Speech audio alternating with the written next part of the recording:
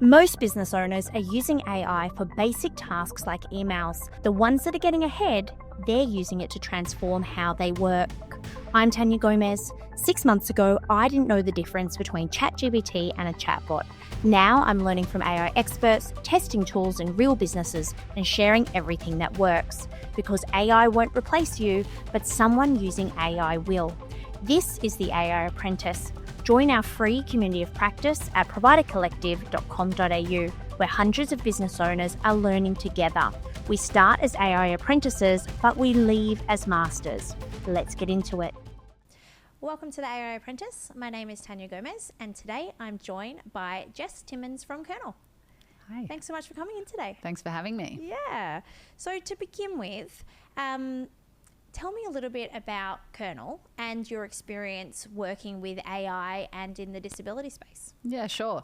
So at Kernel, we're building tools for providers to improve the quality of information they're capturing and also the efficiency of how they're running their services. So we've started by building a reporting workflow that allows support workers to have a conversation with the AI, capture all the important points that happened on that shift, and have that generated into a progress note, an incident report, a restrictive practice report, any other type of report output that needs to be created. So it's one conversation, multiple outputs created. And for the support workers, that's obviously also allowing them to have that as a voice conversation, allowing that to happen in their native language rather than just English, and also helping them to structure and know what they should be putting in these reports and these progress notes, and having it turn into a really highly professional and quality output. So that's one place we've started, because we know providers want to do so much with that data, both on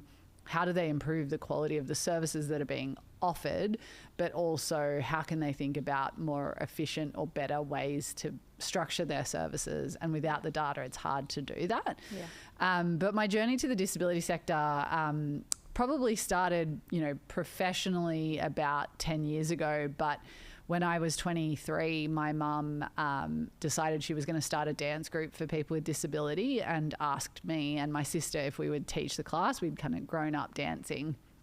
So we started a group called Dance Chance, and we're still going today. And so that's a really fun weekly dance class with a bunch of people of all abilities. And yeah, that was my first kind of foray into the sector. I'd always worked in impact, in education, in the kind of human and social services space, always very drawn to that. But when I got the opportunity to actually go and work at Higher Up as part of their early team, it was this really beautiful blending of this thing I was doing in my personal life with Dance Chance and the ability to work in the sector.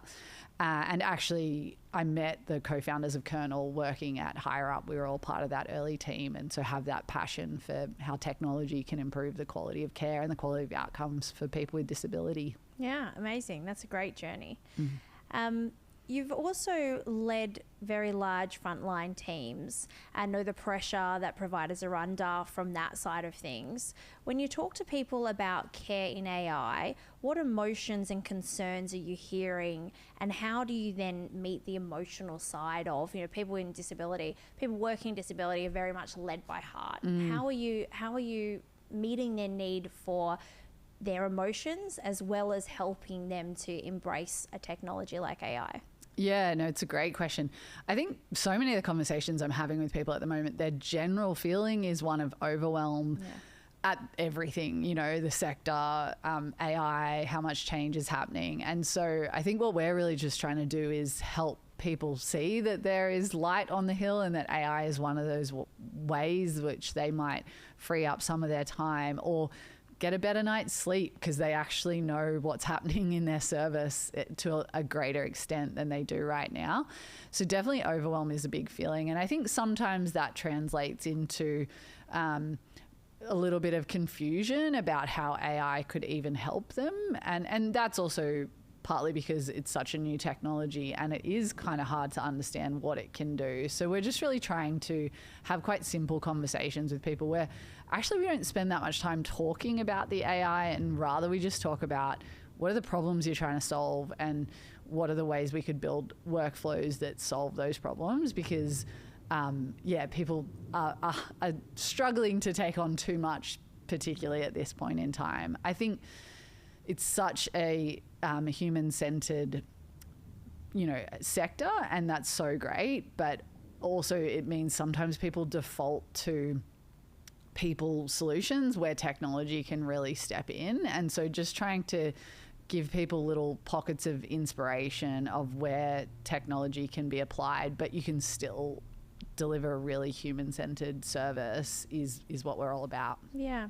Can you give me some examples of some of the workflows you've built that have that nice mix of still being human-centered, but is that technology supporting those interactions or that service delivery? Yeah. So I think a great example is because we've got this reporting flow for support workers, the team leader or the operations manager or the CEO of a provider now has access to such rich data, and they also have access to a chat assistant through Kernel.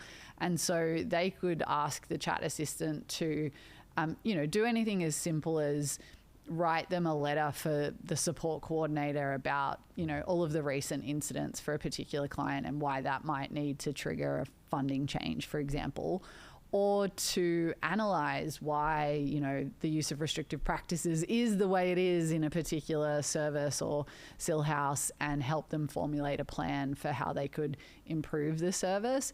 And so they're still using their professional judgment and their practice judgment to improve or make a change to the service, but they're just being supported by richer information and someone to do the synthesis of that so that they don't have to spend the time digging through data and trying to find those key points. And the other thing is, I know at Higher Up, a lot of my teams were teams that dealt with complex incidents or support requirements, and they often spent a lot of time just kind of chasing up information from people instead of being able to say, hey, we did get this incident through. Why did it happen? How could we prevent it? Could I jump on a call with the support workers in that service and coach them through a different approach for next time, or just be a kind ear to them when they're struggling after a harder experience, or call them and celebrate the fact that this client that they're working with has had a really great goal achieved, and recognize them and do that relational stuff that people really care about and matters a lot when you're thinking about retention of your staff and retention of your clients. Yeah. So there's some of the problems that you're solving, this idea of overwhelm, trying to get clearer, more transparent data to make better business decisions. Are you getting much pushback from disability providers about having to learn new tech, about being worried about AI, about, it is, the way that we use it now is quite new. Disability providers aren't always the most tech savvy or progressive early adopters for things like technology. They like their human-centered practices, and they like doing things in a way that is a little bit more tested, perhaps. Are you getting any pushback around that? Yeah, I think there's a healthy level of skepticism of what's really possible and how could it possibly be as great as, people are saying it is.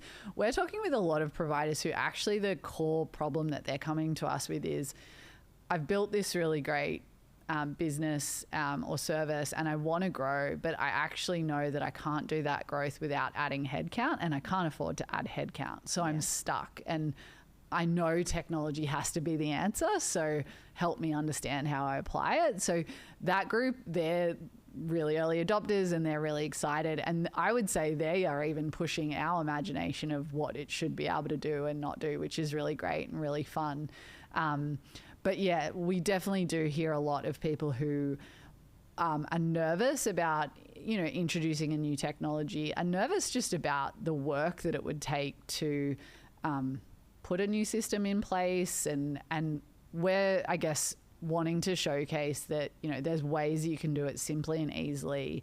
We're doing a lot of pilots with providers where we take might be one SIL house, or it might be one client and their team of 10 workers, and just pilot it in a really small scale way so they can get to that aha moment quickly and And then everything else becomes just about implementation. And actually that's easy to manage. But I think with AI, it feels like you need people to experience it firsthand for them to really overcome the barrier of what could this actually do, and any skepticism they might have. Yeah. I think there's a lot of buzzwords out there and a lot of over promises and under delivering, and I think also just the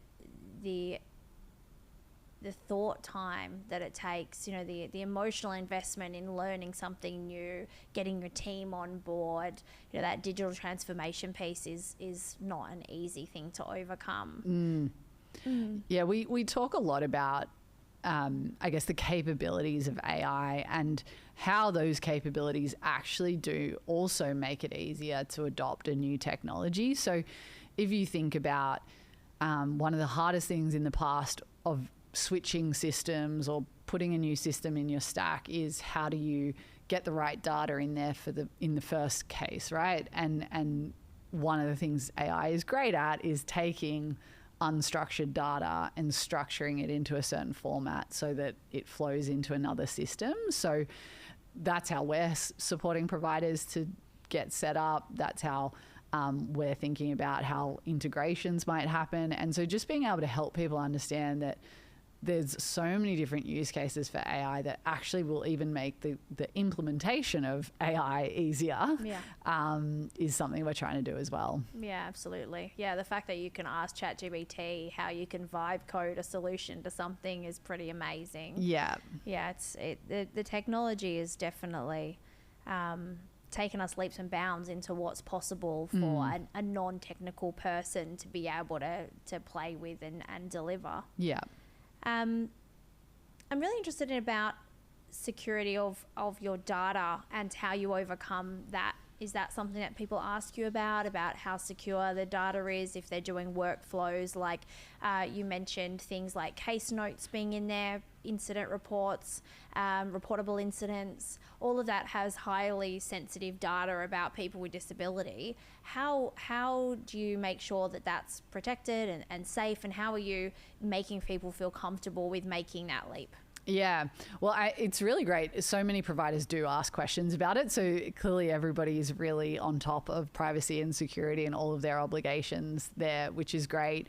We have known from the start that we're handling very sensitive information, and also that people will feel nervous about AI. So we've designed our platform to be enterprise grade security from the start. We've got ISO 27001 certification quite early into our journey because we thought that was important to showcase how seriously we're taking security. But when it comes to the actual AI itself, we've taken an approach of we'll use the most trusted models and then we won't trust them at all. So we've built in obviously no training of models on the data, 0-day data retention policies with our model providers. We're redacting personally identifiable information that goes to those AI models. So actually they're not seeing the data themselves. So everything is very secure and very safe. And I think that's part of being able to understand what you can use different tools for. Like, you know, ChatGPT you can lock down to a certain extent, but at the end of the day, there is data that you're storing in a system that you don't have control of, versus using kind of a custom technology like Kernel or some of the other AI tools for care that are coming out there. They have to think about those things, and they have to use models that are trusted, and they have to set them up in more secure ways. So I think providers are asking the right questions, but I would definitely always encourage them to interrogate that when they're procuring AI or deciding what to build or use. Yeah.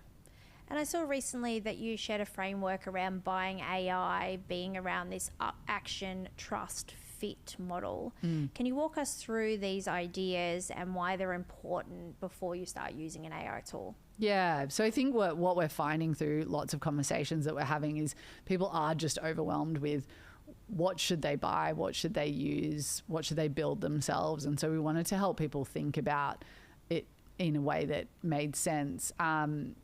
The three areas are action, trust and fit. And so starting with action, AI actually does have the capability right now to do a lot of work for you, but because of the buzz, sometimes there are tools that look like they can do a lot, but really they might just be something that can answer questions for you, for example, but they can't actually then go off and take an action on your behalf. And really that's where the efficiency gain is going to come for a provider, is if it can change the workflow for you, or it can take work on your behalf. So we encourage people to think, okay, what can this thing actually do? Is it just a chatbot that's feeding me back information? That might be helpful, but it's probably not going to make me really efficient. Or can it also, go off and draft an email for me? Or does it really change the reporting experience, for example, in the context of kernel? So that's one area to think about. And we should be holding a really high bar for action and pushing these tools to do more action for us, obviously with humans in the loop at the right point. In terms of trust, it's exactly to the point around what data are you putting into the system, and how secure does it need to be, and how well can you lock down access controls for both the AI and the people using it. So there's a lot that goes into the data governance that makes the AI effective, and thinking about that when you're thinking about different tools like ChatGPT or Copilot, those are great for your business analytics and your operational stuff, but it's going to be harder to safely put your client data in there, for example, and have it be really valuable. So that's one big area. And then fit is just like, is it useful? Is it easy to use? Does it actually change the experience of your whoever's using that tool, right? I think we're still in a phase where people are kind of looking at AI as the hammer and everything's a nail. And so then there's sometimes people are building products where there's not actually a genuine customer problem that it's solving. And then you see low adoption, or you see people try it for a week and then they drop off, versus, if I'm a provider, I want to be understanding what's the work my team's actually doing in quite a detailed way. And where could I apply AI that would actually make their life better, would make it be a tool that they want to use, and hopefully it's a well-designed tool that just makes it seamless for them to pick up no matter their stage of tech literacy. So yeah, we really think those are the three areas to look at when you're evaluating. And what about tech and AI in the care sector more broadly? Are there other trends that you're seeing? Are there other tools that are coming out? Is there other ways that AI is being used by providers to solve some of their problems? Yeah, so I think there's definitely a lot of work happening in the kind of data analytics and back office space. We are also working on AI-powered rostering and autonomous scheduling, and those problem spaces is something that we're building as well. So people are definitely looking at their kind of core care operations and then their back of house operations, and they're the two big focus areas, I would say. But yeah, I think we're seeing really interesting use cases for, for example, how could you have other data inputs, like perhaps ambient listening in some contexts where it's appropriate, or sensors that are also feeding into the data set, and that data is being used by a team leader or a quality manager to, again, understand that person's health and well-being, and any changes to care that might be provided. So I think that kind of listening space is a big one. Definitely, when we talk to allied health providers, they're really trying to think about how they can make it easier for their teams to take notes, or listen, as they're doing their therapy sessions and that kind of thing. I think generally though, people are still pretty early in the what could this be and how could this solve problems, and we are just encouraging people to try something, like whether that's just ChatGPT and use it yourself for a week for a few different tasks and see what happens. It really feels like once you do that, it unlocks the potential for, could it do all of these other things? That would be really cool. Yeah. I think that's generally what my experience has been, is that you play around with one thing and that gives you an idea about what else you could do, which leads you to something else, and you talk to someone and find out what they're doing, and then you know, this kind of bouncing off each other and learning from each other to go, right, what actually is going to solve some of these problems. And then coming back to what are the biggest problems you have in your business, and how do you, maybe not the top one straight away, but how do you deal with a problem at a time and try and, you know, solve that. Yes. So that you're spending less time on that, and then you've got more time to continue to work through the different problems in your business. Yeah, I think having a plan or a roadmap that has a good mix of quick wins and low-hanging fruit, and like, how could people start to be using this is good. And then, as you say, tackling one of those really big painful areas that if you actually tackle it, you'll probably unlock a lot of capacity and a lot of headspace to focus on a whole range of other things. And I think that's where, when we're having conversations with providers who are looking to grow, they're very motivated to tackle the bigger stuff first, because they know what it unlocks for them in terms of that growth. So yeah, it's interesting how different people approach it. I definitely don't think people need really detailed roadmaps or strategies or plans. Like, I think you need a few kind of core foundational pieces in place, and then the use cases will come and the familiarity will come, and you'll be able to get some momentum. Yeah, I agree. I think so too. I think that that's a nice mix. You know, you're not trying to solve your biggest problem first.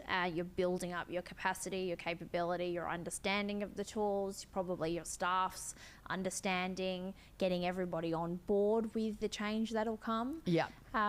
Previously, I owned an e-learning business and we did digital transformations, and I must say that, you know, installing the tech is actually the easy bit, right? Absolutely. Getting the people to use the tech consistently, reliable, doing the setup correctly so that it works like it should. They're the kind of the human side that you actually have to, you know, take your staff on this journey with you and explain to them, or not even explain, but make them understand the benefits, get them to see the case, the test. So doing things like pilots and trialing one SIL house, and then having everyone else in the SIL house say how powerful that is to the rest of the staff is 100 times better than the owner saying, we're doing this, right? Taking everyone on that journey. And I think what's really interesting, because obviously we've been training lots of support workers in Kernel, and often they say, oh yeah, this is familiar because I have used ChatGPT or I have used Copilot. And often they are actually using those tools to do their progress notes anyway. So, you know, the switch isn't that big. Obviously there's real diversity. You know, you have some people who've never heard of AI even, and then some people who are using it all the time. But in general, I think people are more familiar than we might think. And so, yeah, if you can just get the tool in their hands, they're gonna adapt to it quite quickly. But yeah, it's definitely the implementation of the technology that feels harder than the technology itself. If you were to go 2 years in the future, where do you think we'll be in 2 years' time with the pace that AI is moving, these amazing tools hitting the market? Where do you hope that you'll be and the sector will be as far as AI adoption and technology goes? Yeah, it's a great question. I think the improvement in the models is going to be huge, and therefore the quality of outputs that it's generating is probably just going to, we probably won't even notice it because we'll just expect that it was always like that. But if we compared, we'd probably be amazed. I've even found that in 12 months of us building Kernel, what it can produce has really changed. I hope that we have a sector that, I hope that if we were having this conversation, you asked me the emotions of the sector, I wasn't saying overwhelmed, that I was seeing people feel in control of their operations and feeling positive and hopeful about what they can build, because they've genuinely been able to use tools that have taken action on their behalf, that have changed their workflows for the better. And I do think that's very possible because with well-designed tools and well-designed workflows, you really can give the AI the capability to do work for you. And I think that capability to do more and more is really growing already, right? In terms of building websites and, AI-powered receptionists.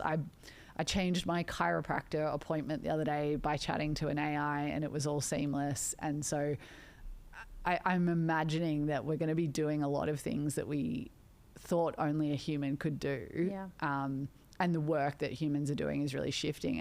And for providers, I think that should be in building deeper relationships with their clients, their workers, their communities, spending time on training and, improving innovation and all of those things that providers really want to do and just struggle to get to.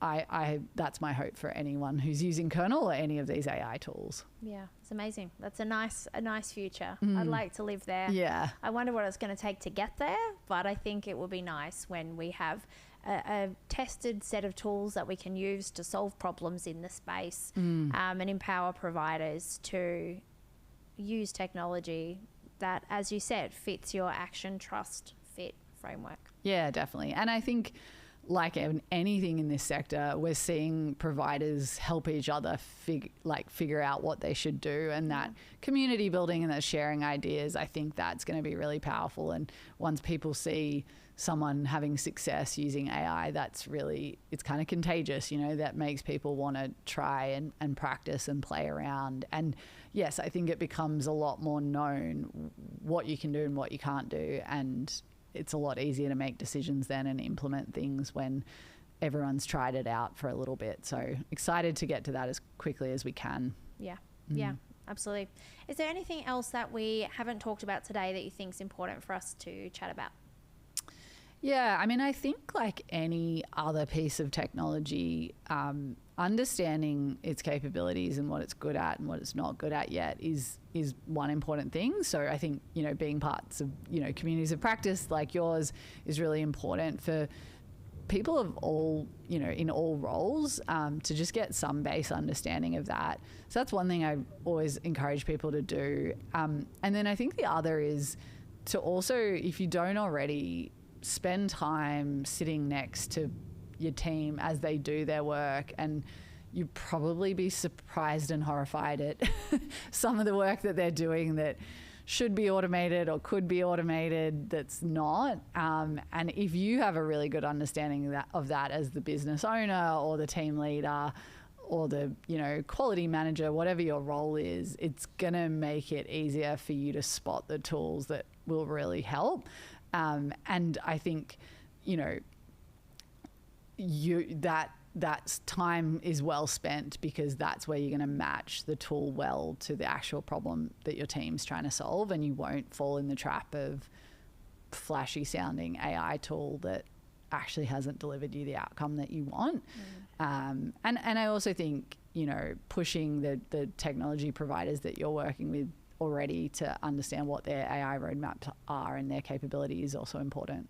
Yeah, that's an important one, because I find that very often people go and get a new piece of technology without understanding the other features of their existing tech, or as you said, maybe that feature's 6 months away. So you could go and spend thousands of dollars changing systems for this one tool that could be coming out very soon. Yeah. And also putting pressure on your current systems to tell them what the needs are that you have, so that potentially they look at developing some of the things that you need as well. Yeah. I think people often forget that it is possible to get either pay to get it developed, or to, go on to prioritize or to vote towards different roadmap items and make it known what you need. And with enough people saying that, then systems generally will try and keep their users happy. Yeah, definitely. And I think it's, something that we talk with providers a lot about is the fact that when you're building from an AI first perspective, it is quite different to building traditional systems of record. And so even just trying to get a sense of the technology providers you're working with and whether they've got AI chops and expertise, or whether they don't really know what they're doing yet, that'll give you a good indication of whether it's time to add another tool to your stack or switch tools. So I think that's a good starting place for everyone to have. Yeah. And I loved what you said about sitting next to your team and seeing how the work is done. I think that's something that often business owners may have set up a process, handed it over, and assumed that the person doing it is doing it the same as they had asked them to, as opposed to often when I'm doing process mapping workshops, I'll sit in there and I will either work with the business owner and they'll tell me one thing, and then when we go and talk to their frontline people, they're like, I didn't even know that thing existed, or that was a option. Or if I work department by department and work through things separately, then present it back to the business owner, they'll be like, a little bit shocked about the lack of automation or the lack of systemization. I recently did a process mapping workshop with a beautiful company who I won't name, but the owner was like, we use all these amazing tools, and had bought all of this technology, but no one was actually using it. And when I sat down and said, can you just show me how you do that? And they shared screen and showed me they had just made up their own documents, their own spreadsheets, their own capture system, because they either didn't trust the technology, they didn't like it wasn't user friendly enough for them, or the process that the business owner had been using wasn't handed over in a way that meant that they could continue using it. It didn't make sense to how they operated. So they discontinued the previous process and made up their own series of steps. And then when that person leaves, you then have no process left, because you have something the business owner said was being done that never was or wasn't at that point. Then the new person obviously didn't document the way they did it, all leaves in their heads, and then you have these big gaps of providers constantly redoing their systems. Yeah, absolutely. It's such a huge problem. And I think it's also I find it really, it's a sweet thing that humans do where they adapt to it, and it's it didn't quite work, so they built this spreadsheet, and actually the spreadsheet is quite sophisticated, but no one knows about the spreadsheet. But that happens so much. And even for us, as we're watching support workers use our tool, we're like, oh, didn't think you'd think to use it that way. That's really interesting. We should design that into the workflow. That's been some of the best stuff, has just been how are you guys actually thinking about using this tool? But I also think if you don't have that level of understanding, we often talk with providers about really getting clear when they're thinking about the tools that they want, of what's the really threshold stuff that you have to have in there, that if you don't have it, you can't use the system, versus what's the stuff that will improve it by 10% and the stuff that will improve it by 15%. That's nice to have.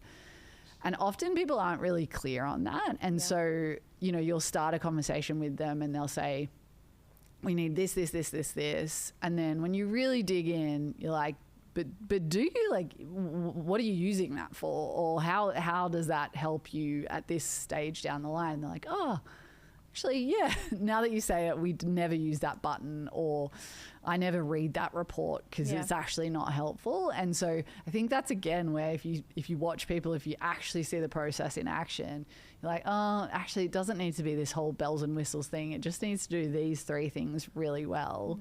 And actually that system that we just looked at can do it, or actually ChatGPT can do that part really well. So I think I know that feels like time people probably think they don't have, but it's so illuminating. I used to do it when I was at higher up as well, and always be surprised at the interesting processes that had emerged, and that were different. And I also think that's with Kernel, one of the things I'm really excited about is,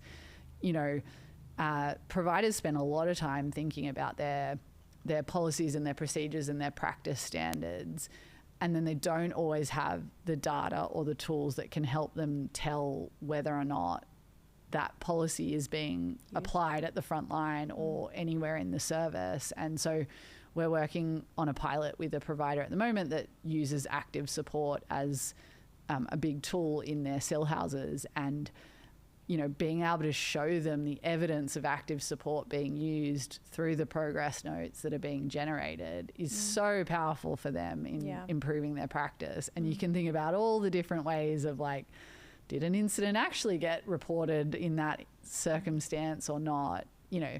Being able to shift where you spend your time is the power of AI, I think. Yeah, it's amazing. Thank you so much for coming in today. If someone wants to learn more about Kernel and what you're doing, what's the best way to get in touch? Yeah, so probably heading to our website, which is kernl.com.au, Kernel like popcorn kernel, but without an E, or following me or any of our co-founders on LinkedIn. So I'm Jess Timmons, and my 2 co-founders are Ben Armstrong and Harriet Dwyer. Thanks so much for coming in. Thanks for having me. Thanks. In 30 minutes, you just learned what most business owners will spend months trying to figure out on their own. Want to keep that momentum going? Join our free AI Apprentice community at providercollective.com.au. Hundreds of business owners testing tools and sharing real wins. Come and be an AI apprentice with me. Let's become masters together. I'll see you next week, or better yet, I'll see you inside the community today.